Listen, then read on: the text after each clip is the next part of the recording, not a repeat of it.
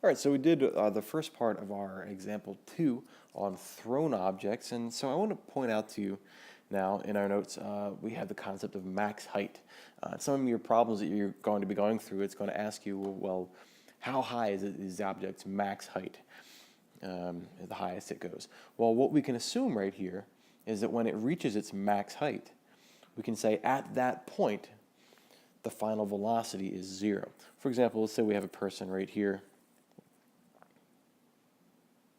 all right, throwing a ball up in the air, and it reaches its max height before it starts coming back down. All right. Actually, you know what? I should not even have drawn it like that. I should have just drawn it straight up and down. We don't have projectiles quite just yet. Sorry. Let's do this person throwing a ball straight up in the air. All right. And the ball does go up, but will eventually come back down in place. But at the max height, it is, for a brief second, it is come to rest. And so we can say between here and here, this being the initial velocity and this being the final velocity, if we call this the final velocity, that final velocity is going to be 0 because it's at rest before it starts coming back down. So this equation right here, we can figure out how much time it takes to get to the max height because the final velocity is going to be 0. That's right there. Initial velocity is whatever velocity it was thrown with. And of course, we know what g is. That's our acceleration due to gravity. Okay, and so these equations right here should be familiar. Well, this one equation should be familiar to us as well. We can find what the max height is. All right, so if we have the initial velocity, we have the final velocity, we have the acceleration, we can know, well, how high up does it go before the object stops and starts coming back down. So this should be a familiar equation to you as well. So let's, example 2, it's still the same ball being thrown up in the air with a velocity of 40 meters per second. Let's find out what the max height is, okay? Now the good thing here is that we don't have 2 seconds and 7 seconds to deal with. We just have one thing to solve for, so we'll have a little more space here to work with. All right, so the initial velocity of this guy throwing a ball straight up in the air, initial velocity equals 40 meters per second. Okay, so if we say at the maximum height, the final velocity, v final, equals 0 meters per second, well, then it's at its maximum height right there. A we know to be true to be negative 9.81 meters per second squared. And the question is, what is the ball's maximum height? Okay, that is, how high off the ground does it go?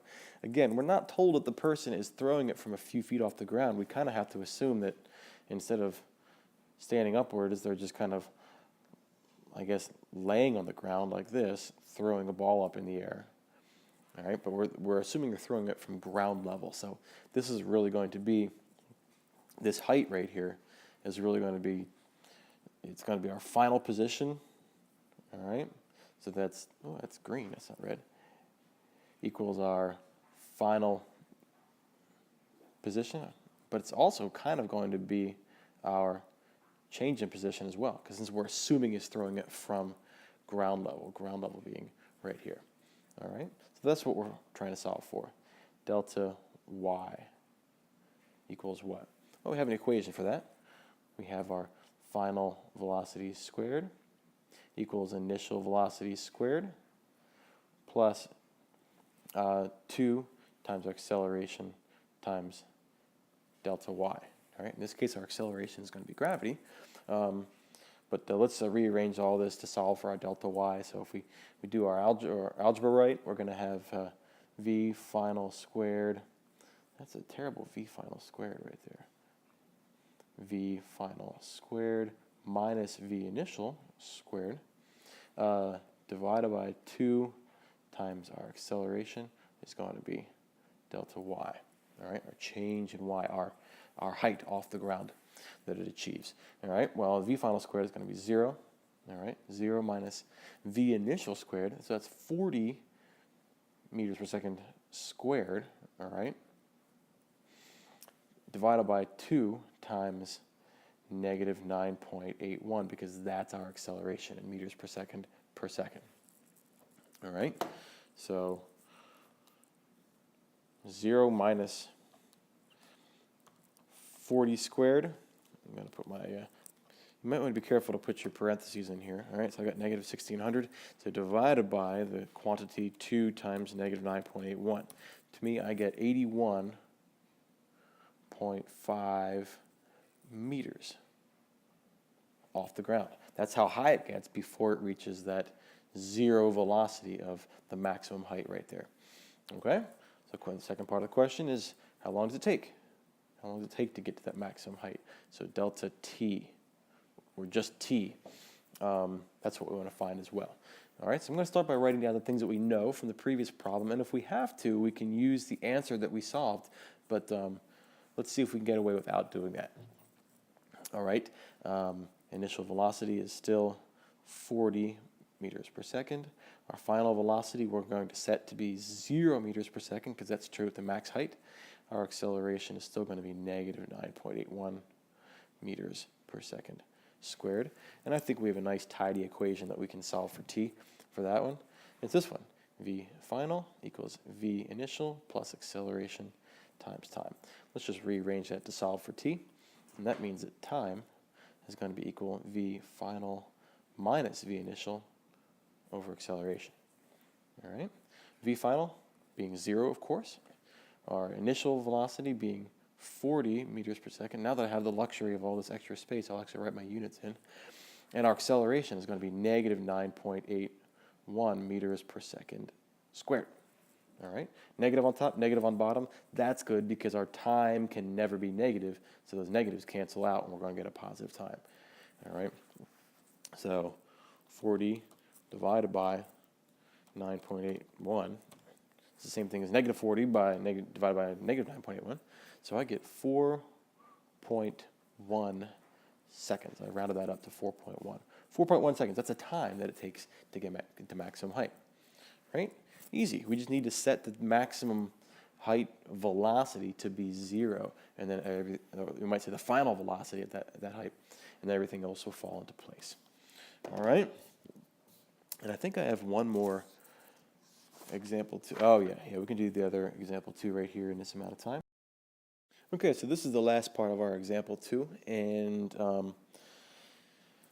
I think this will go a lot faster than you think it will, all right? Remember, this is still the same scenario right here. The ball is thrown from ground level. We're assuming either the person is maybe laying on the ground, which doesn't generally happen when you throw sports balls around, but just humor me here. Either they're laying on the ground or they're somehow projecting it right from ground level. They're throwing it up in the air. All right, the ball is going up, and it's reaching a max height and coming right back down. Okay, now we could do this 2 ways. We could do this where, all right, let's find the initial velocity leaving his hand, going up, and the max height, find that amount of time. All right, and then do a second problem where it's coming back down, and the max height, that velocity is 0, but that's the initial velocity coming back down, and then the final velocity would be something else. Or we can do this all at once. Now think about this for a second. If this person throws a ball from a position on the ground, and it goes up and comes right back down, what is the total change in displacement? Delta y. What is that? Well, it's 0, right? If it goes all the way up from the ground and then comes right back down to the ground, it's going to be 0 meters, right? Because for that whole trip, it really didn't change. It changed position, but not over the course of the whole trip. All right, it came right back to the same spot. So let's trust our equations here to give us a time value, even though, because how long is time, even though the ball is coming back down to the same spot. All right, let's write down what we know. Initial velocity leaving the person's hand at the beginning of the trip up and down is 40 meters per second. All right, the acceleration is negative 9.81 meters per second squared. And what we're going to solve for is the time. Now, if you know what equation we're going to use, you're probably going to guess that we're going to have a quadratic right here because the equation is this. Time is question mark. The equation is delta y equals initial velocity times time plus 1/2 times acceleration times time squared. If time is the value we're solving for, you have a first order time and a second order time. So that means we're going to need to use our quad form equation, or our quad form program. So let's rearrange this and put this in standard form. So I'm going to say that 1/2 acceleration times time squared plus initial velocity times time minus delta y equals 0. All right, that's our standard form. Ax squared plus bx plus c equals 0. All right, and now I'm going over to grab my quad form app right here because we're going to key these in, but we need to figure out what they are. So if A is 9.81 or negative 9.81 meters per second squared right here, all right, then what's 1/2 A? That is, if this, I should put these in, I'll put these in green brackets. All right, that's our A, that's our B, and that's our C right there. What's 1/2 of the acceleration that we're experiencing? Well, it's going to be negative 4.905. I'm going to put 4.905. I'll just do that. That's half of negative 9.81. Okay, that's going to be our A. Our B is going to be the initial velocity. That's easy. That's 40 meters per second. That's our B right there. And our C is going to be negative, well, it's 0, right? It's 0 because the whole displacement was 0. So let's key that into our quad form equation and see what we get for the amount of time it takes for that whole trip. Now, we're going to get two answers here. We know that the ball moved through some distance and actually did take some time. We're going to find that one of our answers is wrong, but it actually is kind of logical. And I'll show you what I mean in just a second. So negative 4.905 is our A, our B is 40, and our C is 0. What's one of the answers that you get? 0? Yeah, well, think about it. If the ball doesn't displace, has no displacement, you could say it takes no time to not displace. But of course, we do know it has no displacement, but it did travel through time, going up and coming back down. So the 0 is not right. The more correct answer is going to be the 8.2 seconds. That is our other answer right there. 0 is kind of right if it didn't move, but it did move, but it just came back to the same spot. So moving through that time, 8.2 seconds is the more logical answer. Okay? All right, lastly, I realize I'm going kind of long here. I apologize for that. How fast is the ball going just before it hits the ground? All right? Well, we can kind of do this logically instead of really calculating it out. And, I'm making my guy green again. I'll try to keep him red right here.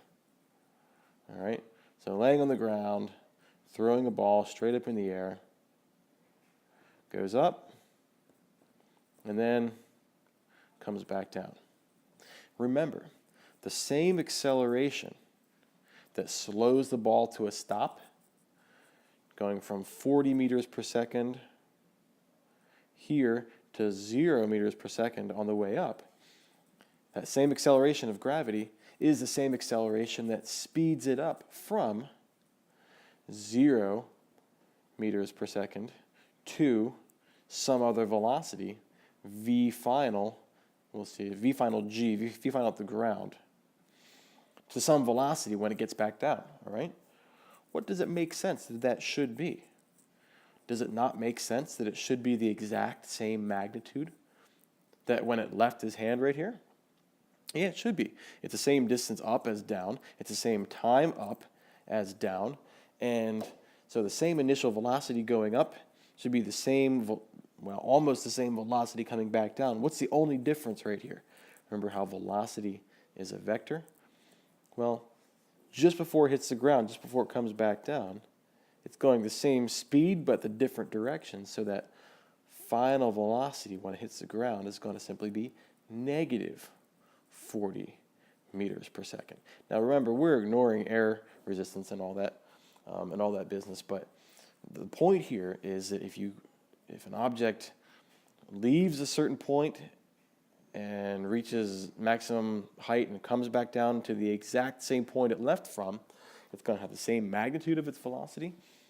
So the velocity magnitude is going to be the same, just going to be different direction because it's coming back down instead of going back up. All right, we're going to look at that in more detail next week when we look at graphing of free fall objects. But hopefully that makes sense for your final velocity just before it hits the ground. All right, sorry for going over time. I'll catch you on the next one. I promise that example 3 and example 4 will go faster. All right, I'll see you then.